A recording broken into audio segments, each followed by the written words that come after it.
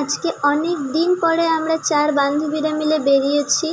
তো আমরা কেউ কারো সেম এজ না, বাট আমরা একটা ফ্রেন্ড জোনে চলে এসেছি। তো যাই হোক, আজকে আমরা এসেছি চিল আউট রেস্টুরেন্টে, যেটার বিশেষত্ব হলো এই ছাদটা। এই ছাদেও কিন্তু তোমাদের জন্য সুব্যবস্থা আছে খাবারের জন্য।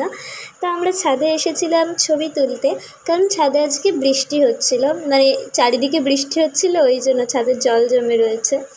তো ফুলগুলো শুধু দেখো কি সুন্দর সুন্দর, তাই না?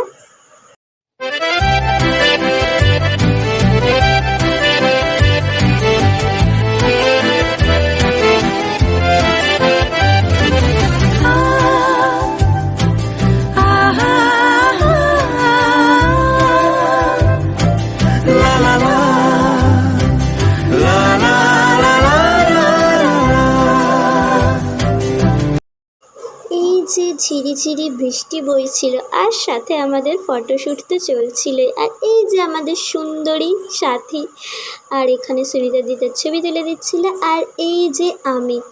তো যাই হোক, ব্লগটা বেশি বড় হয়নি, একদম মিনি ব্লগ হয়েছে। আমি তো বেশিরভাগ ভিডিও তুলতেই ভুলে গেছি, তাও বান্ধবীকে ধরিয়েছি যে আমাকে কটা ভিডিও দয়া করে তুলে দে, নইলে তো আমি কিছুই পোস্ট করতে পারবো না।